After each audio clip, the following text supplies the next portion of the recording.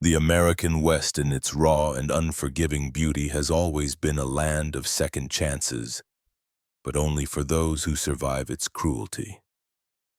For Clara Hale, survival has never meant living.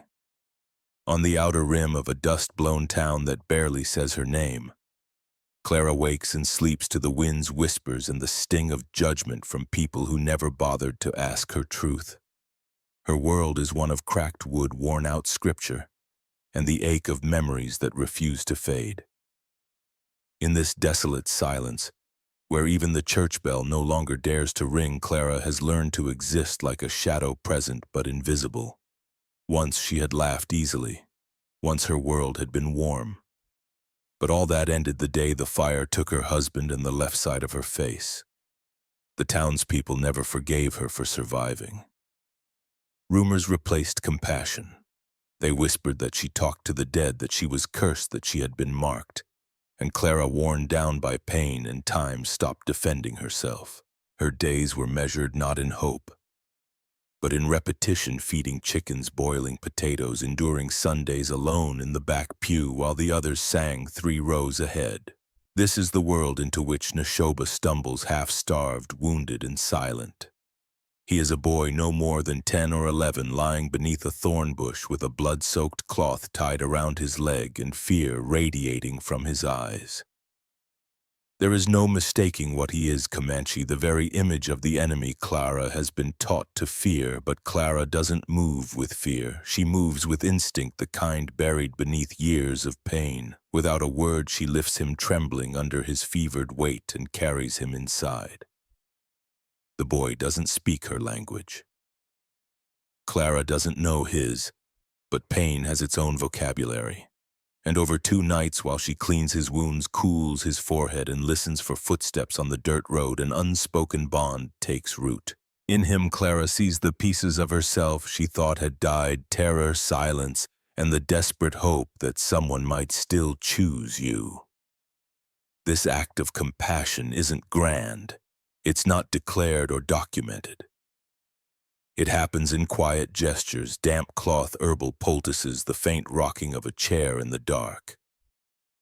But it is radical in its defiance, because in a place where Clara has been called cursed, sheltering a Comanche child is tantamount to war. She knows someone will come looking for the boy, for blood, for justice, twisted by fear. Still, she does not hesitate.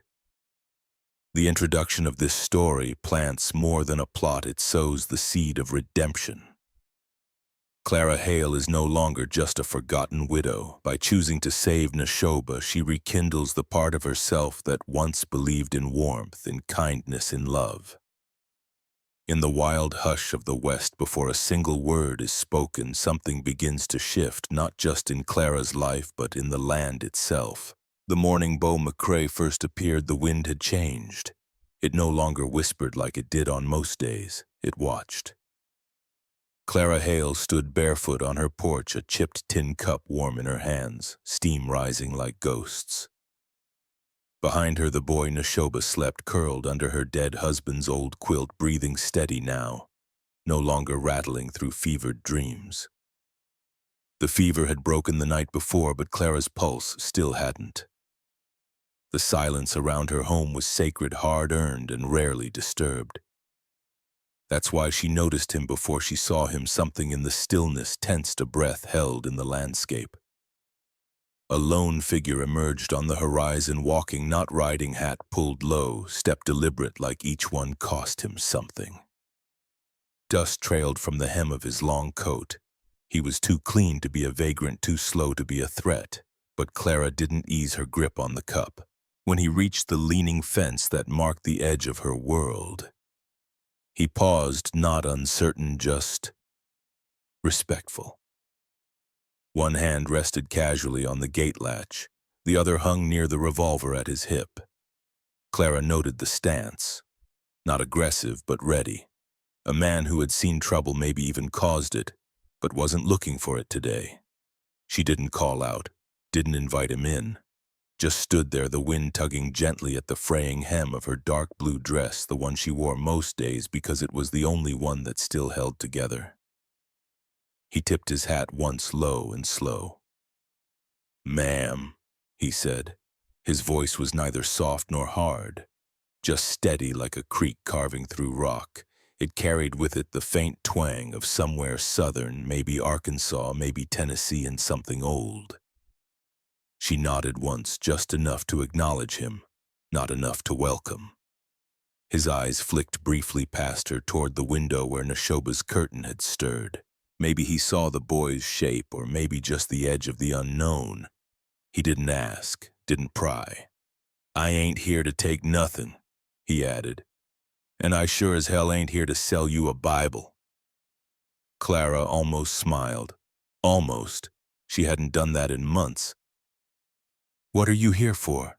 she asked, her voice rough with rust and silence. He shrugged. Heard someone out this way was nursing a wounded dog. Figured that might be a metaphor worth looking into. That earned him a flicker of curiosity in her gaze, maybe even respect. She squinted. "You a bounty hunter?" she asked. "If I was," he replied, "would I tell you?" That hung in the air like dust before a thunderstorm. She studied him, his face weathered, beard unkempt, but trimmed a healing scar just below his cheekbone. He didn't stare at her scar like most men did, didn't shift uncomfortably. He looked at her like she was still someone, not something to pity or fear. That alone made him stranger than most. "I'm not looking for trouble," Clara said finally, voice steadier this time. He dipped his head. "Good. Trouble don't need looking for. Tends to find folks on its own."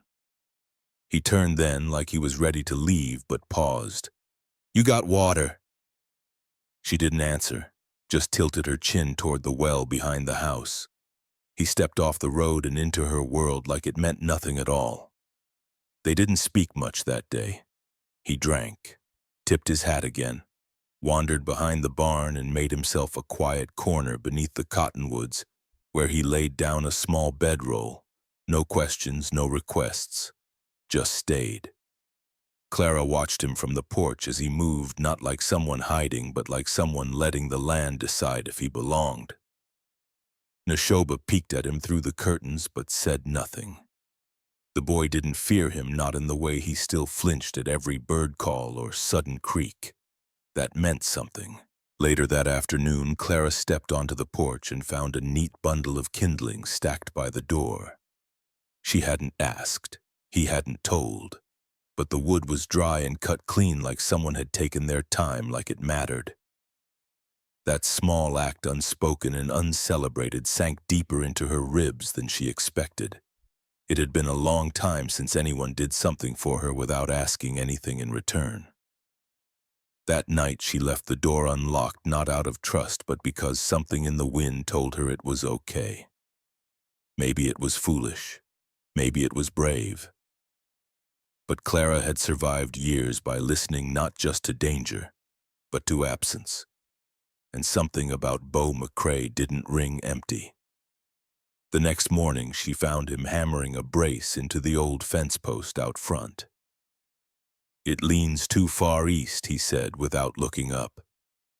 "Next good wind'll snap it clean." She stared at him, one eyebrow raised. "And that's your business because—" He shrugged. "Call it occupational hazard. I hate watching things fall apart when they don't have to."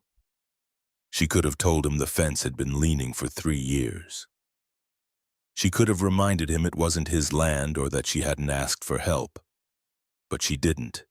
Instead, she brought him a tin cup of coffee an hour later and set it on the fence post without a word. He nodded once, said thanks like it meant something. For 3 days, Beau didn't ask about Neshoba, didn't ask about her scar. He worked with his hands, slept beneath the trees, and spoke only when spoken to. But every evening as the sun dropped behind the cottonwoods, he sat on her porch rail and whittled small shapes, animals, a bird once. On the 4th evening, Neshoba opened the door and stood there silent. Beau nodded. The boy nodded back. Nothing more. But Clara saw it. The beginning of something, not friendship, not family, not yet, but trust. And in the West, that's how revolutions always start. Clara Hale had grown used to silence.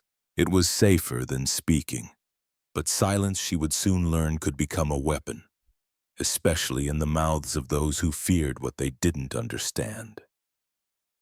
By the fourth morning after Beau McCrae's arrival, the wind carried more than dust through the dry ridge above her home.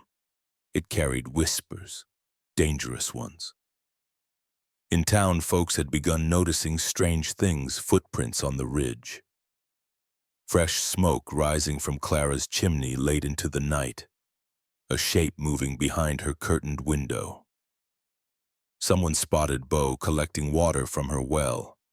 Another said they saw a shadow too small to be Beau's pacing the porch at dawn. The rumors sparked like brush fire. At the general store, Prudence Cutter, always quick to clutch her Bible and quicker to spread fear, stood by the pickle barrel, spinning tales thick with suspicion. "That McCrae fella," she said, voice honeyed with malice, "he's got Comanche leather on his boots. You think that's coincidence?" She spoke loud enough for every soul in the store to hear. "And Clara, well, she's always been strange. Talks to herself. Lost her husband and still walks like she's haunted." Her voice lowered to a theatrical hush. "If you ask me, she's gone and made a den for the devil out there." Reverend Amos Whitfield didn't stop her. He never did. His silence was endorsement enough.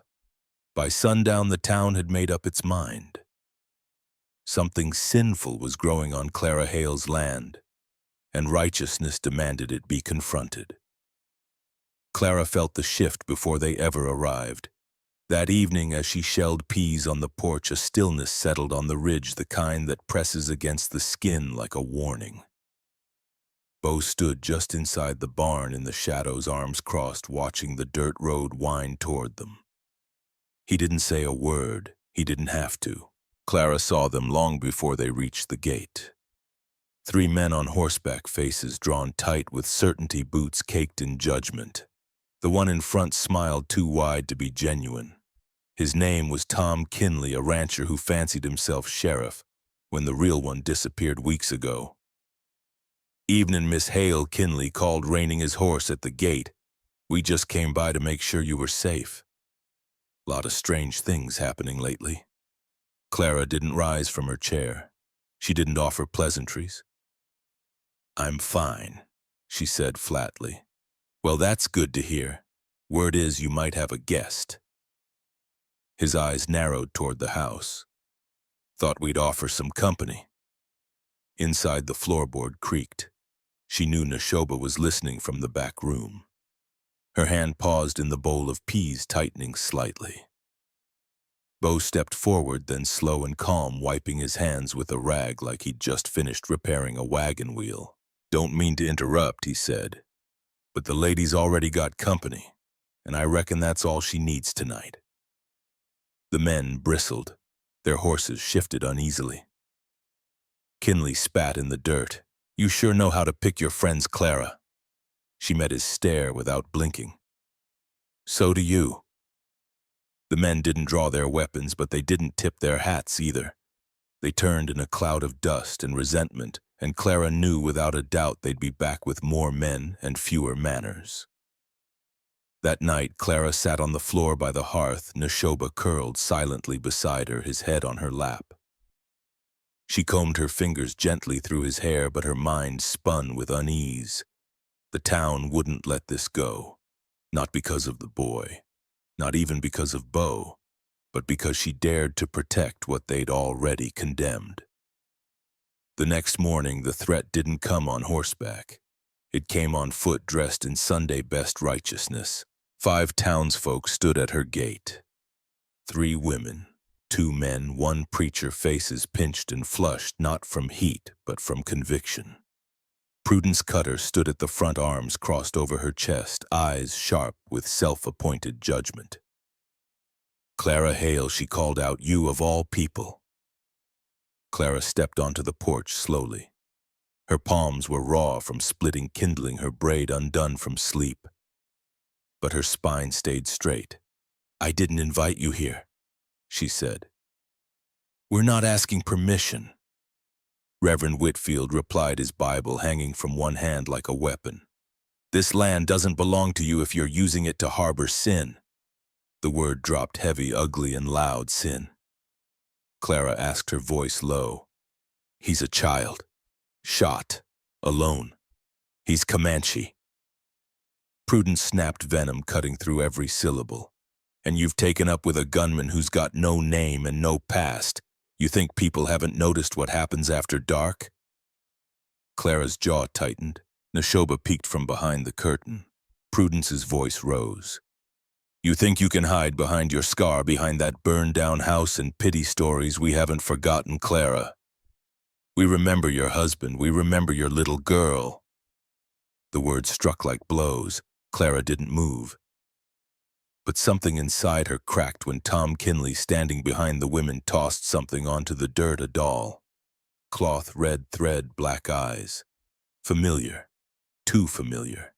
You left her there, he said. Let her die while you chased ghosts in the woods. The world blurred. Clara's knees buckled. She dropped to the porch, hand reaching not for the doll, but for balance, for breath, for anything to hold her together. No one helped her. No one touched her. They just watched. And then they turned and walked away, leaving the doll like a curse in the dirt. Inside, Neshoba crept forward. He opened the door slowly, eyes wide, his thin frame backlit by firelight. Clara turned her head so he wouldn't see the tears. But he saw. He always saw. That night she packed nothing. She simply walked out the back gate into the dark, past the hills, through the thorns, the cold. No direction, just away. Her feet bled. The branches sliced her arms. The sky swallowed the moon. Still she walked. Not because she was brave, not because she had a plan, but because she could no longer carry the weight of staying. When she collapsed beneath the cedar tree, snow began to fall, sudden and cruel, as if the world had one last punishment to offer. She didn't pray. She didn't scream. She simply curled into herself and waited to vanish like everything else she'd ever loved. And that's when she felt it, the coat warm and rough draped over her shoulders. The voice soft and steady, I've been looking for you. When Clara Hale opened her eyes, the snow hadn't stopped. It drifted down in slow spirals, catching in her lashes, her hair, the creases of her palms where they clutched frozen earth. Her whole body ached, not from any one injury, but from the accumulation of years that had pressed into her bones like weight. She didn't remember how far she'd walked, only that she had walked until the silence felt more like surrender than choice. And now, curled beneath a cedar tree with her breath thin and ragged, she felt something she hadn't let herself feel in years, the final unraveling. The world would not mourn her. She would not be missed. Maybe that was easier for everyone. But then came warmth, not from within but without. A rough coat smelling faintly of leather and wood smoke settled across her shoulders. A voice followed, low and close, brushing her name like it was something sacred. I've been looking for you, Beau McCrae said. She didn't respond right away. Her lips were cracked, voice trapped somewhere between shame and disbelief. When she finally forced her eyes open, he was kneeling beside her, hair damp with sleet, his beard full of melting snowflakes. He didn't try to lift her, didn't preach or plead or scold. He just stayed, knees in the cold mud, gloveless hands resting lightly on hers, letting her know that even now, especially now, she wasn't alone. You didn't say goodbye, he said softly. Clara let out something between a laugh and a sob. You don't know me. He tilted his head. Maybe not. But I know running when I see it. She turned her face toward the tree bark, ashamed, exposed. I'm not strong, she whispered. I wanted to be, but they broke me, and I let them. Beau didn't argue, didn't rush to tell her she was wrong. He simply looked at her hands, raw, cracked, trembling, and said, People like us, Clara, we don't get to break in public, so we break in secret, and then we get up in pieces if we have to. She blinked, the tears warm against her cold cheeks. "I don't have any pieces left," she said. Beau leaned in slightly close enough for his breath to mist between them. "Then let me sit with you while you gather more." They didn't move for a long time. The wind howled over the hills. Wolves cried somewhere in the distance. But beneath that cedar tree, a quiet resurrection began. Not grand, not poetic, just two people refusing for one more night to disappear. Eventually, Clara allowed Beau to help her to her feet. Not carried like a broken thing, but supported like someone still becoming whole. He walked beside her all the way back to the cabin, letting her lean on his shoulder, letting her match her steps to his. Every step was a decision to keep going, to not give in, to believe that maybe warmth still waited somewhere ahead. When they returned, the fire inside was still alive. Neshoba had kept it burning. He didn't speak when they came through the door, just looked up from his blanket eyes wide, then ran not away but to the shadows. Watching, waiting. Clara collapsed into her old rocking chair, shaking but breathing. Beau sat across the room, silent, his presence like a boundary between her and the dark. He didn't try to fill the space with words. He knew better. Sometimes kindness was quieter than silence. Later that night, when the snow slowed and the wind settled, Neshoba crept forward. No words, no questions. He simply crawled into Clara's lap like he had always belonged there. She held him close, her arms stiff at first, then softening as his breath warmed her collarbone. She rocked him slowly, the way she once rocked her daughter back, when life had rhythm and promise. Outside, Beau sat on the porch, rifle resting across his lap, not out of fear, but out of a sense of duty, of quiet protection. Sometimes the most dangerous thing a man can do is wait with kindness. The next morning came pale and cold, but something in Clara had shifted. She rose before the light fully broke and stirred the embers in the hearth. She added fresh wood, watched the flames catch and dance. The sound of the fire crackling was no longer just survival. It was comfort. Beau came in just after dawn, carrying an axe over his shoulder, his beard crusted with frost. He didn't knock. He never had. He simply belonged now, woven into the shape of their days. Together they fixed what they could, a stronger fence, a new hinge for the back door shelves above the hearth. They rebuilt in small ways, one task at a time.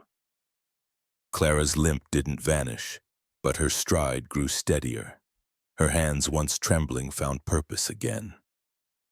The boy stayed quiet but watchful. He began mimicking English words Beau said aloud. Nailfire River.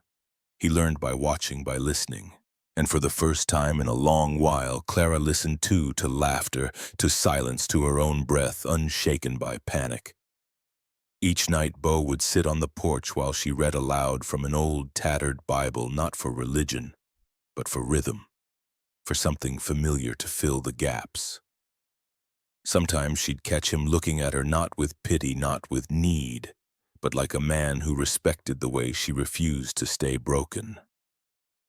On the 11th day since she collapsed in the snow, Clara found herself standing in the garden bed, her hands sunk into rich, thawed soil. Beau leaned against the fence nearby, eyes steady. "You ever think about leaving?" he asked. She didn't turn.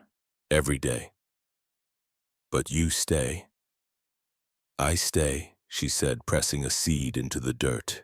"Because if I leave now, they win." He didn't respond. He didn't have to. That evening, Neshoba, who had said nothing since the town's condemnation, spoke. One word, quiet but certain, home. He looked at the fire, then at Clara, then at Beau. And just like that, the fire inside them wasn't the only thing still burning. Clara sat on the floor that night, legs tucked beneath her hands, busy stitching a new curtain for the kitchen window. Neshoba slept nearby, and Beau carved wood beside the hearth. The piece wasn't loud.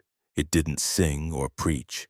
It simply was a rare, sacred stillness born from people who had bled long enough to know what healing feels like when it finally comes. Outside, the snow melted slowly, dripping from the eaves like old sorrows finally given permission to fade. The thaw had begun, and so had they. Spring came slow that year, as if the land, like Clara herself, was still deciding whether it deserved warmth again. Snow clung to the treetops well into May, stubborn against the changing season. But beneath the frost, something was blooming. The garden Clara once abandoned now held rows of sprouting hope. The boy Neshoba laughed louder, steadier. Beau carved fence posts in the morning and read by firelight in the evening. Clara's limp still caught in cold weather, but her steps no longer faltered from fear. It felt for the first time in years like they might actually be building a life, a real one. But in the West, peace was never a promise, it was a pause. The past didn't knock when it returned, it arrived on horseback. She heard them before she saw them, 3 riders cresting the ridge at a gallop, their dust trails snaking like smoke through the cottonwoods. Clara stood by the porch watering a fresh row of rosemary. Neshoba watched from the window. Beau had left early that morning, riding toward town for molasses and nails. She wasn't expecting company, especially not the kind with federal coats and square jaws. The lead rider dismounted with the confident sneer of a man who'd seen too much and learned too little. Tall, gray-bearded eyes sharp with judgment. His name was Marshall Dent. Clara didn't need him to say it. She saw it in the way his boots planted like they owned the soil. "Clara Walker," he said, brushing dust from his coat. "Didn't expect to find you playing house with a savage and a ghost." Her jaw clenched. She didn't answer. "You know who I am?" She nodded once. "Marshall Dent," she said flatly. "Good. Saves time." He glanced around the property like it was a crime scene. "McCrae told you his name, I bet. Did he tell you why folks like me still follow him across 3 territories?" Her voice didn't waver. "He told me enough." He chuckled. "Did he tell you how he deserted a federal wagon train, left 2 men to die so he could vanish into the trees, walked away from his oath, and let Comanche arrows finish what he was too afraid to stop behind?" Clara Neshoba grabbed the hem of her skirt. Dent's words were like ice water across warm earth. Jarring, cruel, intentional. "He's not who you think he is," Dent added. "Never was." She didn't flinch. Not visibly, but inside something shook loose. That night, Beau returned. The sun had barely set. He stepped off his horse like the weight on his shoulders had grown heavier in the hours he'd been gone. Clara was waiting on the porch steps, eyes red but "You knew he'd come," she said. Beau nodded. "I figured he would." "Is it true?" she asked. "About the wagon train?" He crouched beside her, hands resting on his knees like they had when he found her in the snow. "It is," he said quietly, "but not how he tells it." Clara waited. "I was ordered to ride ahead, check on a Comanche family camped by the river. They hadn't attacked anyone, just lived too close to a town with too much fear." He swallowed. "2 of our men went first. By the time I caught up, it was done. The family was gone, slaughtered. Women, children, all of them." His voice cracked. "I couldn't stay. I buried them, left my badge on the captain's saddle, and walked into the trees." Clara looked at him not as a judge, not as a woman betrayed, but as someone who knew what it meant to lose faith in the world and keep walking anyway. "You've been running ever since," she said. He nodded. "Until here." There was no redemption arc in his eyes, no defense, just truth. And for Clara, truth was enough. The boy came out then, holding the wooden horse Beau had carved weeks ago. He walked across the porch silent and placed it in Beau's lap, then without a word climbed into Clara's arms. That was the choice, and that was the answer. They didn't ask Beau to leave, and he didn't run. That night they prepared not for war, not for escape, but for honesty. Clara braided her hair back for the first time in years. She strapped her father's rifle across her back and saddled her horse with steady hands. At dawn she rode into town alone. The saloon was half full when she walked through the doors. Dent sat at the center table, boots kicked up, 2 deputies at his flanks. "You want McCrae?" she said loud enough to still the cards and cups. "Come take him. But know this, if you cross my land with weapons drawn, you won't leave it the same man," Dent chuckled. "Is that a threat?" "No," Clara replied. "It's a promise. That hill behind my house has room for 3 more crosses. You willing to test your odds?" She didn't wait for his answer. Back at the ranch, Beau was driving new fence posts. Neshoba led a colt across the fresh field. Clara knelt beside the garden bed, planting seeds like declarations. "Rows and rows of them. I thought I'd never build anything again," she said. Beau glanced over, but maybe that was just another lie they taught me. He wiped his brow, leaned the hammer against a post. "You're not the same woman I met." She met his gaze. "No," she said with quiet fire. "I'm better." The morning they came, the earth trembled just enough to stir the dust and set the ravens circling over the ridge. 50 riders appeared like ghosts through the dawn mist, their silhouettes stretched by rising light hooves, pounding the thawed ground like distant thunder. But there was no war cry, no raised rifles, only the steady, soundless momentum of something long awaited. Clara stood at the fence, her rifle strapped across her back, her heart drumming louder than the hooves. Beau was beside her, jaw set, eyes steady, not as a soldier, not as a man with something to prove, but as someone who had finally chosen to stand still. Neshoba gripped her leg, barefoot, trembling but unhidden. The lead rider dismounted, tall, broad-shouldered, his braids streaked with silver. He did not look at Beau. He did not look at the land. He looked at Clara first, and then slowly at the boy, at his son. Neshoba stepped forward without prompting. He said something in Comanche, soft, firm, only meant for his father. The man knelt, pressed his face into the boy's shoulder, not like a warrior greeting a soldier, but like a father embracing a son he thought he'd lost forever. And when he looked at Clara again, it was not with gratitude or duty, but recognition. She had saved his blood, and that made her kin. Then came the moment no one expected. The father stepped aside and let the boy choose. Neshoba turned, eyes flicking between the man who gave him life and the woman who gave him home. Then he reached for Clara's hand. Small fingers slid between hers, warm, certain, steady. 50 riders bowed their heads, not in surrender, but in scent understanding. A boy had chosen his path, and it was not theirs to question. By week's end, the town gathered at the chapel, not for a funeral, but a wedding. No flowers, no music, just Clara and Beau standing hand in hand before a wooden crossbeam beneath stained glass that turned her scar into a trail of light. Neshoba gave her a necklace of hawk feathers. Clara wore it like a crown. The townsfolk didn't suddenly become kind, but the baker began waving. The blacksmith left tools at her gate. The whispers died slowly like winter frost retreating from spring soil. They named the boy Thomas after a man Beau once buried with trembling hands. A name not to replace, but to begin again.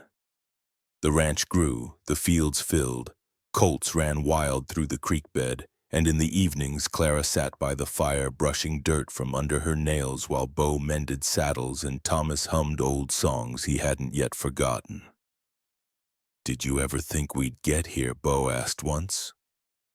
"No," Clara said, her fingers tracing the curve of Thomas's hair. "But I stopped waiting for someone else to rescue me." Outside the wind still whispered, but inside the fire burned steady, and this time it was theirs. At its heart, this story reminds us that healing is not always loud or glorious.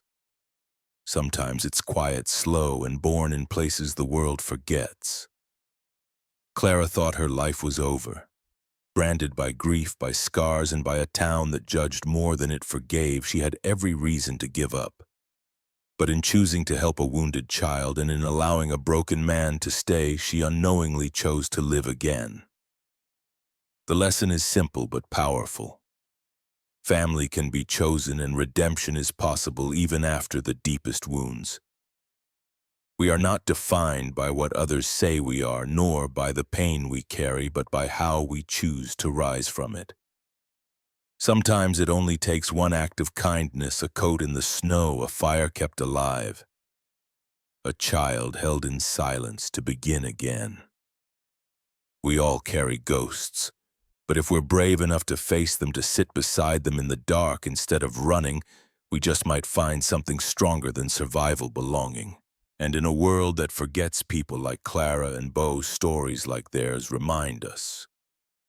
The fire can still burn if we dare to light it.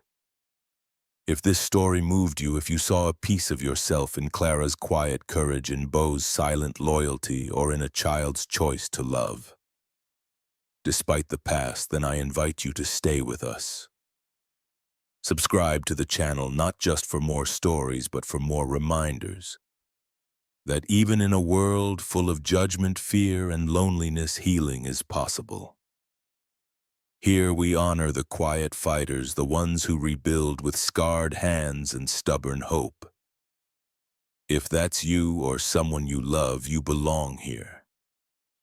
Leave a comment and share what part of the story speaks to you most. Your voice matters. Your story matters. And if you know someone who needs a reminder that it's never too late to start again, share this story with them. Together, let's keep the fire burning.